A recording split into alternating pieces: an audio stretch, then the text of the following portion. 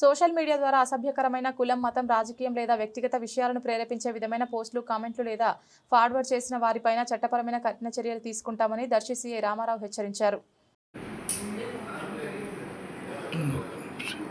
అందరికీ నమస్కారం. సోషల్ మీడియాలో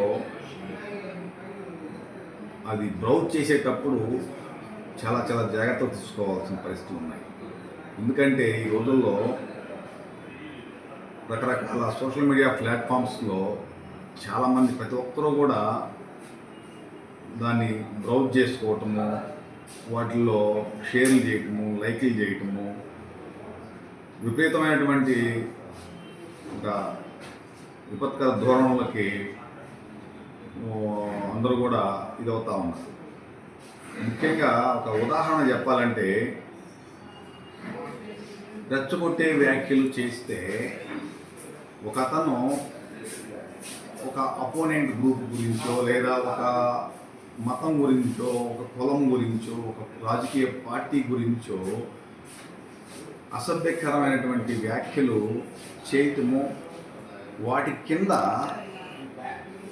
నంబర్ ఆఫ్ అటు కానీ ఇటు కానీ మళ్ళీ ట్రోలింగ్ జరగటము, వాటి కామెంట్లు పెట్టడము, బ్యాడ్ కామెంట్లు, గుడ్ కామెంట్స్ ఇట్లాంటివి పెట్టడము, ఇవన్నీ కూడా రికార్డ్ అవుతూ ఉంటాయి.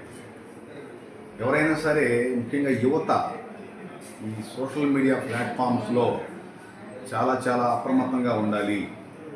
మితిమీరి గనక చేస్తే జీవితాలు నాశనం అవుతాయి, క్రిమినల్ కేసులు బుక్ అవుతాయి.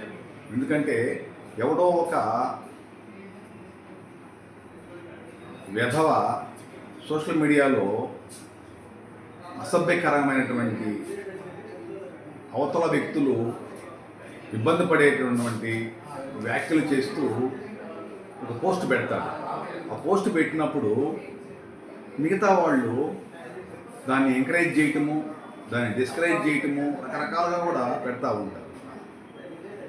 దానికి సంబంధించిన బాధితులు గనక ఫిర్యాదు చేస్తే ఆ సమయంలో ఖచ్చితంగా ఎవరైతే పోస్ట్ పెట్టారో వల్గర్గా, ముఖ్యంగా మహిళల గురించి, ఇతరుల యొక్క మనోభావాలు దెబ్బతినే విధంగా పోస్టులు పెట్టినటువంటి వాళ్ళు ఎవరైతే ఉన్నారో వాళ్ళ గురించి ఖచ్చితంగా ఇన్వెస్టిగేషన్ జరుగుతుంది. అప్పుడు ఈ కింద పెట్టిన కామెంట్లు ఉంటాయి, అతనికి సహకరిస్తూ అతన్ని సపోర్ట్ చేస్తూ ఇంకా వల్గర్గా కామెంట్స్ పెడుతూ చేస్తారే, వాళ్ళు కూడా రికార్డు మీదకి వస్తారు. కాబట్టి చాలా ఒళ్ళు జాగ్రత్తగా ఉంచుకొని ఈ సోషల్ మీడియాలో బ్రౌజింగ్ అనేది చేయాల్సిన పరిస్థితులు ఉన్నాయి.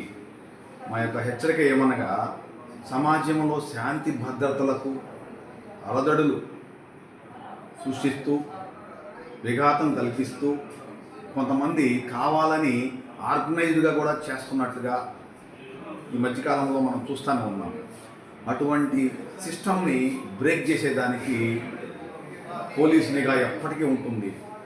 ఒకవేళ వాళ్ళని మేము కనుక మా ఇన్వెస్టిగేషన్లో అట్లాంటి ఆర్గనైజ్డ్ సిస్టమ్ కనుక ఉందేనంటే వారి మీద ఖచ్చితంగా కఠినమైనటువంటి చర్యలకు కూడా మేము వెనకాడేది లేదు.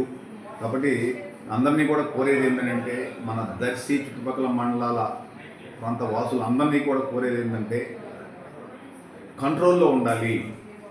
అన్నెసరీగా సోషల్ మీడియాలో ఏదంటే అది కామెంట్లు పెట్టి చేస్తే మాత్రము కామెంట్లు పెట్టినటువంటి వారు, షేర్ చేసినటువంటి వారు, అలాగే ముఖ్యంగా వాట్సాప్ గ్రూపుల్లో వీటిల్లో షేర్ చేస్తూ ఉంటారు. గ్రూప్ అడ్మిన్లు పూర్తి స్థాయి బాధ్యత వహించాల్సిన పరిస్థితులు ఉన్నాయి.